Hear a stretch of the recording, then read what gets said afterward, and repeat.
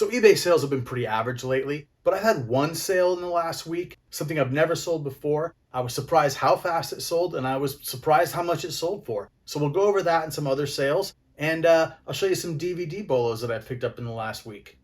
Let's do this.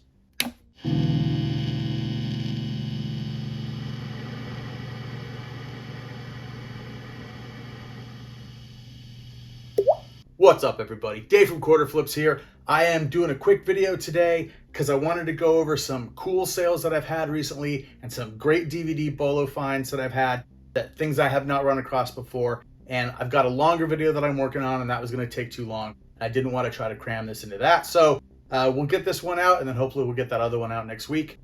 Before we go much further, if you're not already, please hit that subscribe button so you will be subscribed to the channel and you'll be able to see whenever I have videos out, and that'll be great. I'll see that number go up, which makes me very happy. Also, if you haven't checked it out already, over on my Buy Me a Coffee page, I'm doing the 1,000 listing challenge for my eBay store, and I'm doing that basically in the blogs, using the post as a blog over there. It's free. You do not have to pay anything to see those, and that's kind of keeping me motivated to get that number of my listings in my store back up. Of course, if you wanted to drop a buck or two, I'm not going to complain, but you don't have to. So click that link in the description if you would and check that out. And let's just get right to this, what this is about. I found some cool DVDs. Let's talk about them.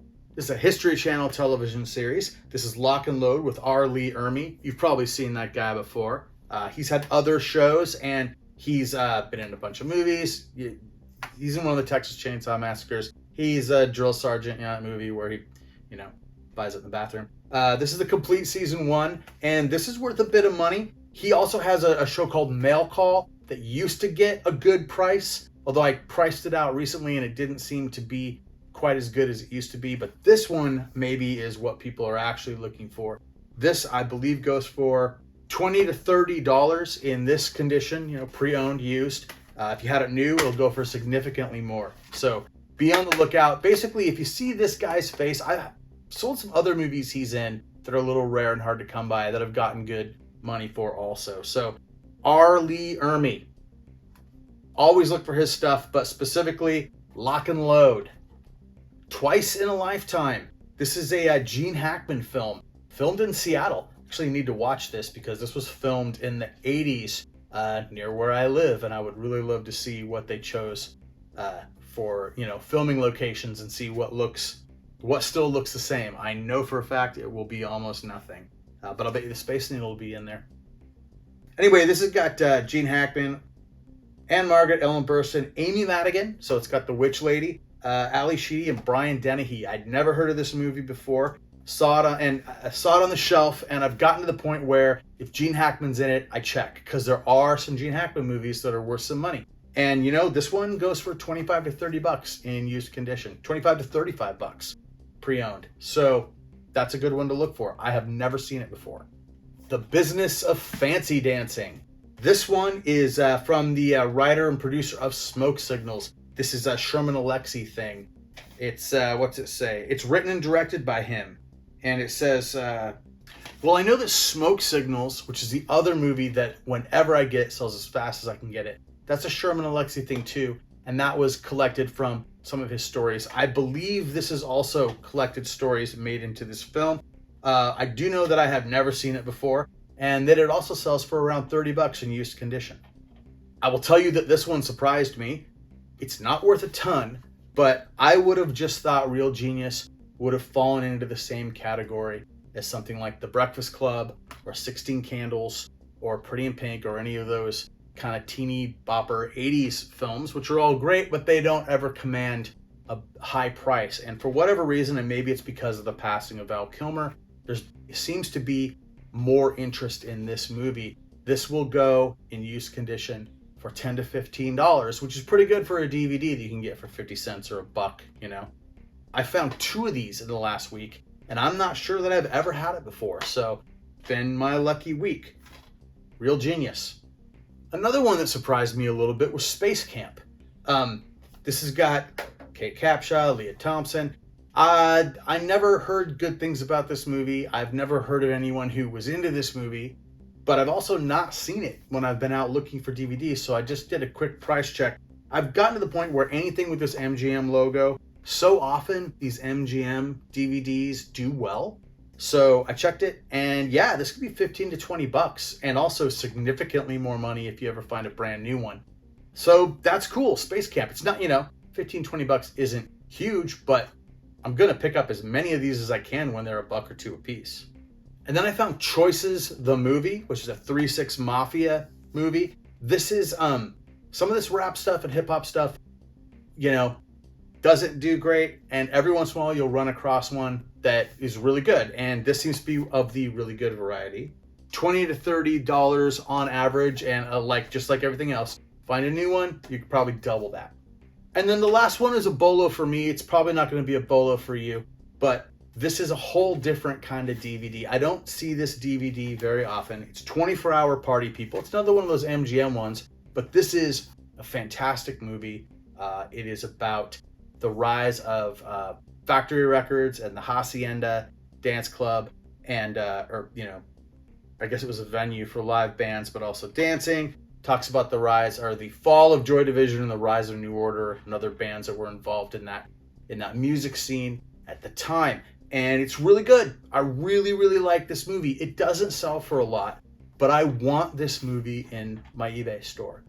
This is exactly the kind of thing that I'm all about selling. And I hope that if I have this in the store, even if it's only going to sell for $4 or $5, someone that comes to get this movie may look at my other stuff, and because they're going to be a person who most likely is kind of into some specialized stuff, music wise, maybe some alternative counterculture stuff, and I have a lot of that stuff that I sell. So this could be a thing that would lead someone in to buy more things from me. That happens frequently. This is like the movie Brick, which is a movie that I like that doesn't sell for a lot, but I always want to make sure I have it.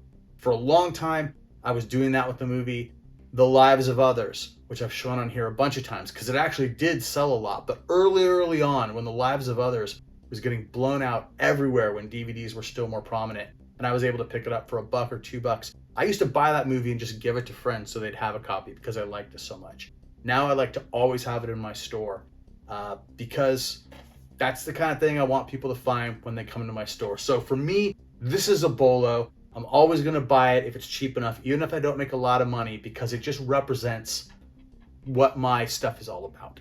So yeah, no big money on this one, but just something I was very, very happy to see. I like seeing these other movies, but something about this movie kind of makes my heart race a little bit. Like, oh, I love that film. So happy to have it. So let's get on to the what sold portion. I sold a bunch of the books that I had in my last video that was about all the gaming books.